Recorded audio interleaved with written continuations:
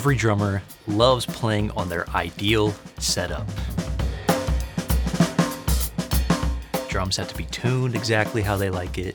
The cymbals have to be at that exact height, the angle of the toms, the angle of the snare drum, and just the amount of drums and cymbals that they prefer.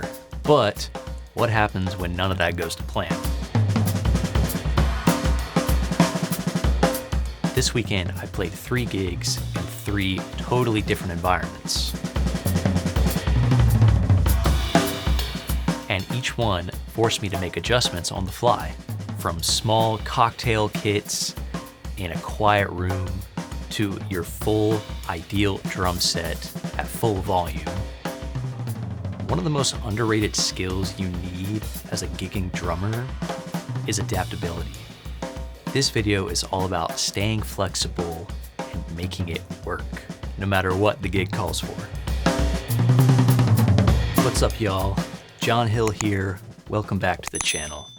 First, I just want to say thanks to all the new subscribers that have been checking out my videos. It's been a ton of fun making them and reading all the comments. Thank you so much. So for this video, I wanted to do something a little different and do more of a vlog style video. I teach drums for a living. I teach at a university, and so I love making instructional content, drum lesson videos. But on the side, I'm a gigging musician. I gig 3 to 5 times a week at various venues in my city. So I thought I would take 3 of the gigs I had this weekend, try to make a vlog style video about them, and just talk about how to be adaptable to every gig, because no 2 gigs are the same.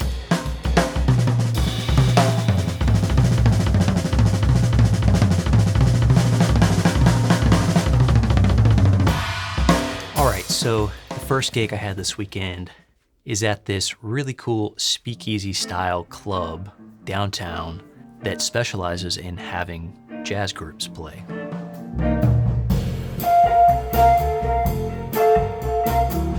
This particular gig is with a guitar trio, guitar, bass, and drums. Now, a big thing to consider as a gigging drummer is how do you transport your gear? I firmly believe in having cases for your instrument. I prefer soft cases just because they're a little more lightweight, easier to carry, and I have this perfect system for storing it all in the trunk of my car.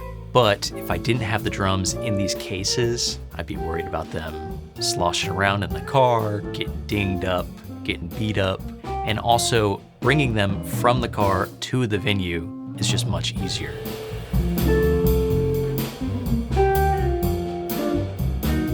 I also recommend having a cymbal bag that you can keep your cymbals in and a hardware bag or case. For me, I have a rolling hard case that fits perfectly in my car. I can just collapse all the stands so that they fit into the case and it fits right in the trunk. So the entryway into this venue is really cool. You have to go down this alley, which really gives it this speakeasy vibe. And the inside of the bar has that nice, dark, moody kind of vibe. So after I load everything in from the car, I have to go park. So I pull up to the parking deck, go up a couple floors, park, walk back to the venue. Then it's time to start setting up the drums. So for this particular gig, because the venue is more of a listening space, I was able to have close to my ideal drum set. So I've got my kick, my snare, 2 rack toms, a floor tom, ride cymbal, left side ride, and a hi-hat. Because this was pretty close to my ideal drum setup, I felt pretty good during the gig. Now, just because I have my ideal setup doesn't mean that I can play as loud as I would in my practice space. You always have to adjust to the room.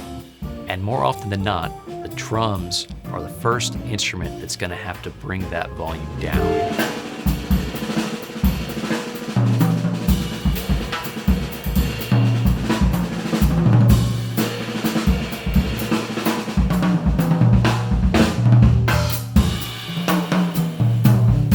I love playing with this guitar trio. It's a ton of fun.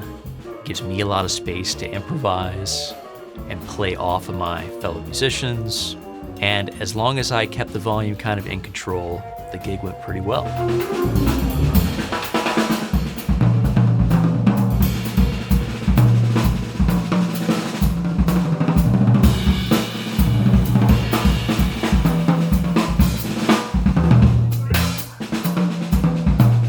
Okay, now gig number 2 for the weekend. Totally different vibe. So this is at a local steakhouse in town. Bit on the pricier side, a little bit fancier. So the clientele want to sit down for dinner, be able to hear each other, have good conversation, enjoy their meal, and just enjoy the ambiance. Now, as a drummer, how do you not interfere with their experience?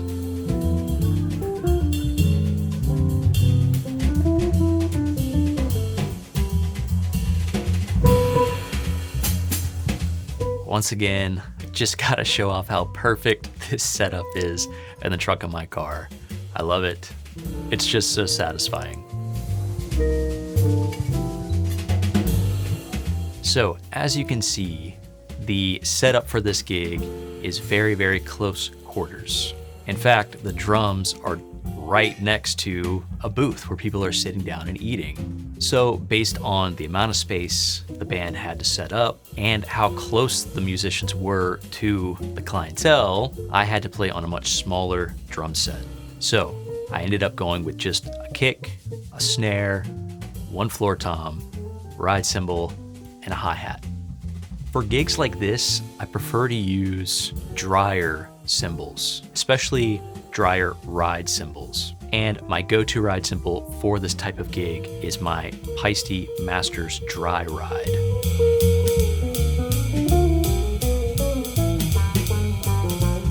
This thing is super dry, super articulate, has a nice stick definition, and just doesn't get in the way. I like to throw a little sizzle chain on it to give it a little more sustain, and it turned out perfect for the gig.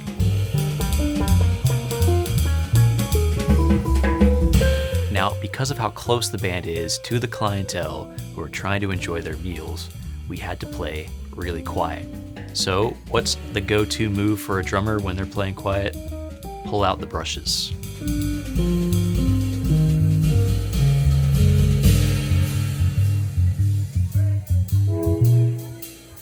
Developing a good sound on the brushes can take a long time and a lot of work. And everybody kind of has their own approach to playing brushes. I want to make a video about brush technique and getting a good sound with the brushes. That'll come later.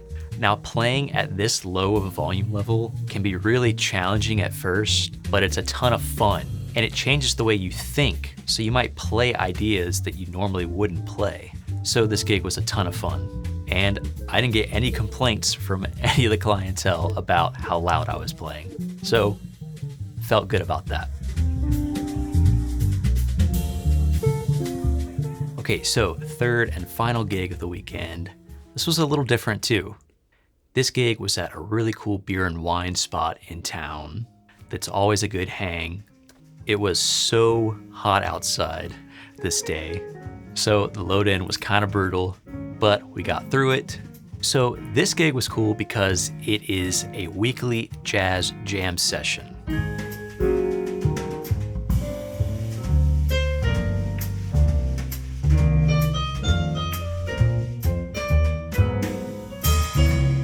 So all the jazz musicians in my local scene get together, play tunes. The band rotates every week, but most weeks I'm on the drum throne. And I always look forward to this gig because it's just a chance to hang out with my friends and have fun playing some music.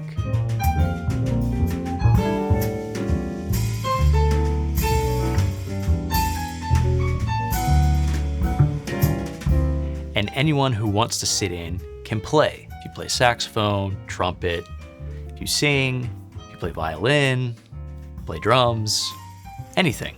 An interesting aspect of being the house drummer of a jam session is you have to consider what you're willing to let other musicians play. So for me, I'm not gonna bring my nicest drum set to a jam session that other drummers are gonna be playing on. Luckily, I know most of the musicians that come out to this jam session, and I trust them, so I feel comfortable bringing my usual drum set and and cymbals to the gig. Jam sessions are fun because there's always a learning opportunity at every one. A musician might come up and call a song that you might not know, and so that's a learning opportunity for you to try and play it and learn it on the fly. Also, you're gonna have to play with many different musicians and you have to adapt to their style of playing.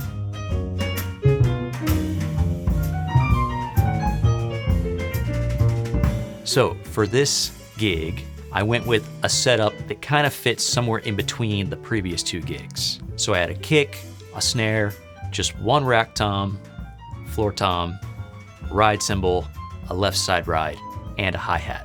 Because the focus of the night was this jazz jam session, volume wasn't as much of an issue as the previous 2 gigs. So I could let loose a little bit, bring a little more energy to my playing.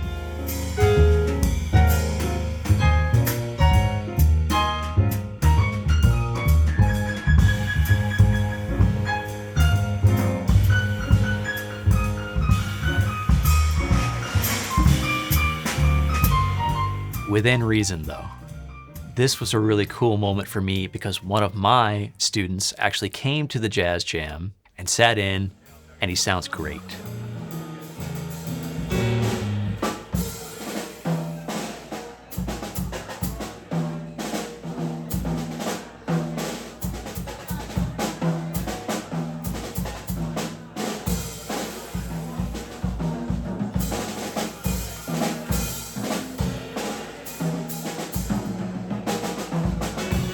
It's always a good feeling to see your students succeed. Every one of these gigs had a different setup, a different room, and a different energy. And that's the point.